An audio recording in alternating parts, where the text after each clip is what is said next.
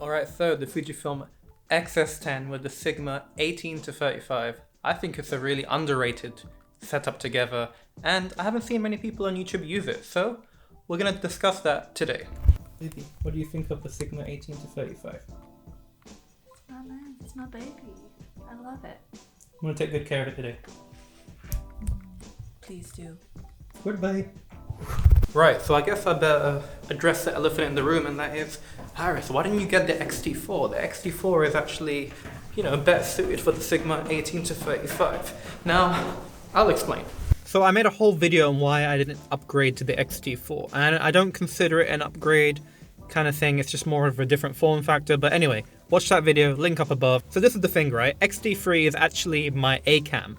And if I wanted to get a B cam, which does a bit of vlogging and has a flip screen and does that kind of stuff for me, it would be more expensive than my A cam, which to me, as a business owner as well, does not make sense. However, the XT30 was a beautiful B cam, and then when the XT, fuck's sake Fuji, the XS10 basically replaced my XT30, and for all the right reasons. It has Ibis, it has a flip screen, it's still got the nice small form factor, and I think this is a lot more approachable as a B cam and to have fun and just to take out.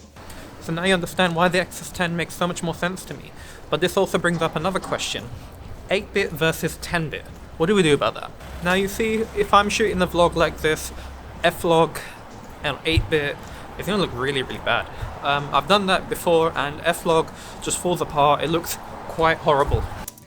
Just jumping in here real quick, just so I can give you guys some feedback and to myself, because I'm learning with this video as much as you are.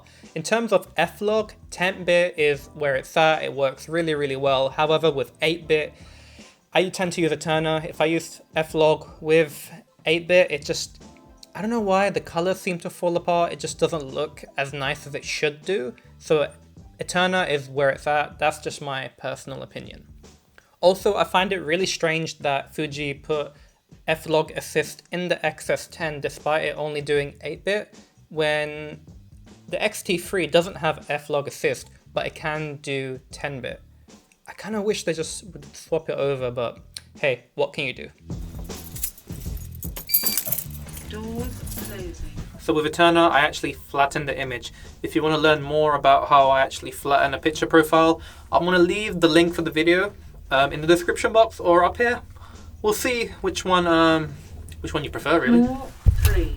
So overall, that's kind of my thoughts of the XS10, and now we're going to be moving on to the Sigma 18-35, and I think I'm going to do that outside because right now there's a viewing going on in this apartment, and I'm going to be the one conducting the viewing. So if you just bear with me for a little bit, we'll get back to the video. So that's kind of weird. I didn't like that. The white balance shift is kind of sketchy with the XS10. It is what it is, but hey, I can live with it. It's just a vlog, no big deal. Alright, so the viewings went well. I mean, just look at this view. In this apartment, it's crazy. You're literally on Oxford Circus. How mad is that? It's a mad thing.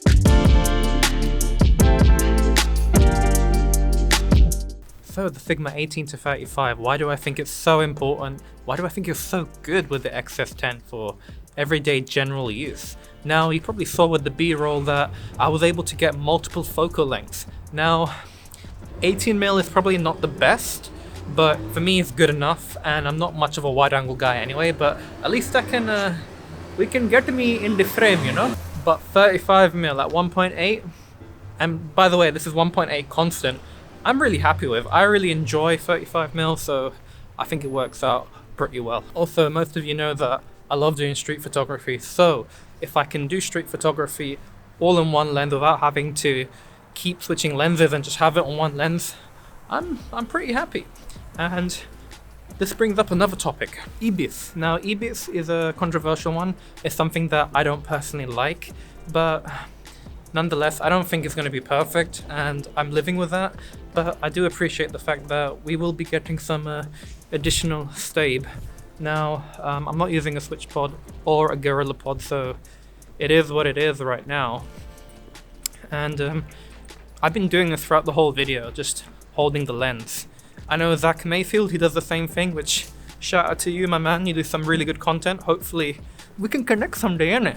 He likes to shoot with the Fujifilm X-T4 and the Sigma, so if you want to see what the difference is like on his vlogs, I highly recommend that you check it out. So the Ibis, you know what? I'm the kind of guy that doesn't like Ibis purely because when it comes to like client filmmaking, I don't want to have those shakes when I'm using 16mm. I'm using 18mm here, and I have to say, I don't see anything too jarring going on. It seems to be alright. This Ibis isn't as powerful as the X-T4 from my experience, because I have tried the X-T4, but this Ibis seems to be okay. I've tried it on 16mm, and yeah, I can start to see a bit of the little bit of the corner going. It's just, I think if I use 18mm, we're good. We're Gucci. And also the 18mm f2, we should try that on a video as a vlog, see what happens. Overall, I hope this video has been a great example as to what it looks like, what it's like having the Fringer, Sigma 18-35 and the X-S10 as just a general vlogging everyday use case. I'm not gonna lie, it's kind of weird having Ox Circus this dead and quiet. I don't know how I feel more nervous that it's quiet and that my camera can get jacked. But then, if there's like millions of people around me, maybe I wouldn't be doing this vlog, maybe I wouldn't have the confidence to do it. So that is one thing to consider, my friend. You can't have your cake and eat it too. No, no, no. Overall, that's kind of where my vlog ends today, guys, and I hope you enjoy what you see. It's been quite a fun experiment, I have to say. I'm not much of a vlogger, but you know what? I want to do this to push myself and to basically focus more on storytelling. I'm that kind of guy that, I'm basically you watching this video right now. I watch all the gear review videos and then I think to myself, shouldn't I actually just be that guy making the content, sharing the story? So I hope that this inspires you, as it kind of teaches me to just do what I love, and that's use my camera and take everyone along for the ride.